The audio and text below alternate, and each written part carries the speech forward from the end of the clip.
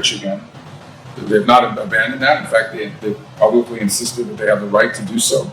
I won't comment on the intelligence picture, but I can tell you that there's reason to believe that they, given the opportunity, will return to enrichment one day. They've been set back, so it's been, but they can. Well, if they try to rebuild it, we'll have to address it, and because that was made clear to them. And you said earlier this month that in order to achieve a meaningful agreement, that there would have to be discussion of ballistic missiles.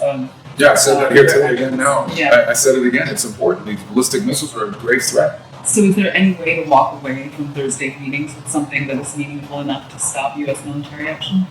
Well, that's for the president made no decision on that, so I don't know if Thursday's the key date for that. I think progress needs to be made. It would be good if progress was made on Thursday.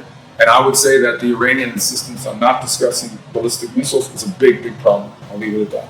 You talked about elections in Venezuela. I wonder what you're thinking timeline for that. Well, I don't know if we'd set an artificial timeline. I mean, the important part is just when you think about it logically, it's hard to have elections when many of the people that they want to participate in have been in jail or are still overseas.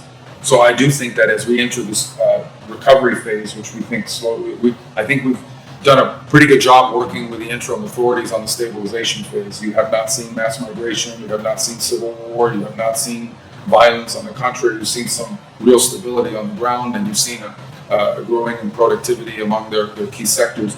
I think now you enter into this, we're increasingly entering into this phase of recovery, and part of that is a national reconciliation. So there have been very positive steps taken. Hundreds of political prisoners have been freed. The infamous prison El Agoida has been closed. Those are all very positive. You've seen an amnesty law pass.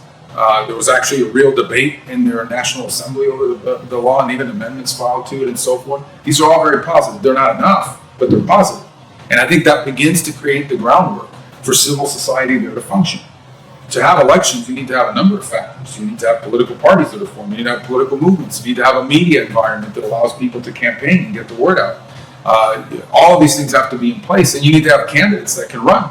And so I think it begins by getting a lot of the people that were in jail because they were candidates, or because they were supporting candidates, or because they were involved in their politics. So you have to have a real civil political society in order to have elections. And that begins, in the case of Venezuela, by the amnesty law, by the freeing of political prisoners, and by the ability of Venezuelans abroad who want to participate in the country's political life to return. There are other factors that people need to consider. As an example, in order to have a real election, you will need to account for how Venezuelans living abroad can vote. Are there consulates set up where they can come in and vote? Because those were big polling places in the past. And in fact, Chavez prohibited consular voting at one point, and so did Maduro, because they were losing those votes big time, as you can imagine. So there is a pathway here. We're not even 9 weeks since Maduro was captured. I think life in Venezuela today is not good enough, but it is substantially better than it was 9 weeks ago, where this could have gone in a very different direction. And frankly, a lot of the so-called experts on many of your outlets were predicting this is going to be catastrophic and the whole thing's going to fall apart and this is going to descend into chaos. And that has not happened. But we got to keep on top of it. It has to keep moving in this direction. The trend line is good, but it needs to be sustained. This is still a process of recovery, and then you can move into that period of transition to something. In the end, here's the bottom line. For Venezuela to achieve its potential, which means to attract the kind of investment it needs to truly rebuild its economy and achieve its potential, it will need to legitimize its government through an election. They know that. Mr. Secretary, yesterday was the 4-year anniversary of Russia's war against Ukraine. There's been very little progress in ending that war. This week, we've been told only bilateral discussions between the U.S. and Ukraine. Is there a point in which the administration will change tacks and increase pressure on Moscow, as has been called by Kyiv and others? Well, the administration has continued to increase pressure on Moscow. As an example, the president levied additional sanctions late last year on their oil company, the Rosneft. The administration continues to sell weaponry to Ukraine. We don't sell weapons to Russia, and we don't sanction Ukraine. The president values the fact that he is the only global leader that has any chance in the world of bringing these two sides together to the negotiating table. We're the only country or only entity on the planet that's been able to achieve having Russian negotiators and Ukrainian negotiators sit at a table and talk to one another. And for a war as horrible as this is a very important position for us to be in that we don't want to forfeit. Because if we walk away or if we foreclose that, then who's going to do it? The United Nations isn't going to do it. France isn't going to do it. The EU isn't going to do it. The Russians won't even speak to them. So we don't want to walk away from that. We know that at the end, the war in Ukraine does not have a military solution. That war will be settled through the negotiation. And right now, we are the only country in the world that can be a catalyst for negotiation. If we forfeit that role, no one else can do it. That said, do I believe the president's patience is infinite? I do not. But I'm not going to forecast for you when that runs out or at what point he decides not to do it any longer. I can tell you, and I think you've heard it expressed, the deep frustration that this has not come to an end because he sees it as a completely stupid and senseless war in which every single week 8,000 soldiers are being killed on the battlefield. Numbers that would be staggering in the context of any other conflict in the world. And that's what's happening, and it's doing tremendous damage to Russia. But it's also doing generational damage in Ukraine. Every day that goes by, more and more destruction, and it could take a generation for that country to rebuild, not to mention the suffering of its people that they've gone through this winter has been horrific. Why is that frustration equally levied at both Zelensky and Putin when it is Moscow that is continuing to strike civilian infrastructure, civilians? I go back to the point I made to you, and that is that the reason why Ukraine's been able to sustain this war is because the United States has provided and sold weapons to Ukraine and has also provided them with intelligence assistance and the like. And also, we've imposed sanctions on Russia. We've not imposed sanctions on Ukraine. So, in that sense, the U.S. has not, been stagnant here with regards to it. I think the president's frustration is generalized, and you've seen that expressed from time to time.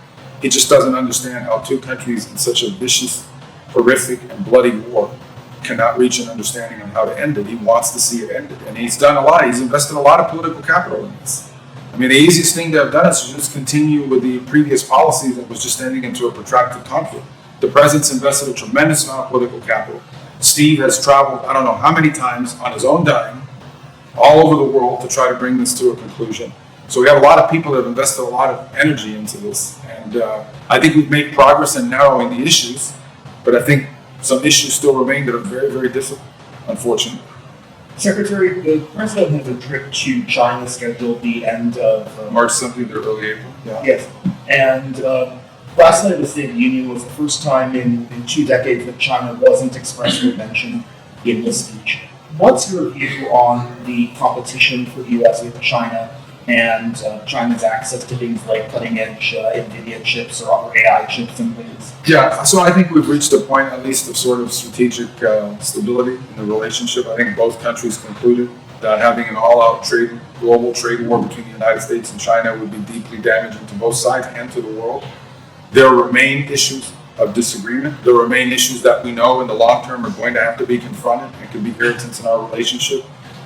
We've not been bashful in saying that we don't think we don't think it's sustainable to live in a world where we depend on some country for 90% of anything, whether it's supply chains, critical minerals, or the like, pharmaceuticals and the like. And we have every intention of doing everything we can to ensure that our critical supply chains are diversified. And that will continue to be a point of contention, I imagine. But that's something that's critical to our national security and that we've been working on and will continue to work on. I also think that from a responsibility standpoint, the two largest economies in the world who both possess nuclear arsenals have to be able to talk, have to be able to communicate, and have to be able to interact. It would be reckless and irresponsible for the United States and China not to have meetings, not to have conversations, and not to have opportunities for our leaders to interact with one another. I just think I don't know anybody who thinks that's a good idea. It would be foolish and frankly dangerous for us not to have a relationship with them, even as our areas of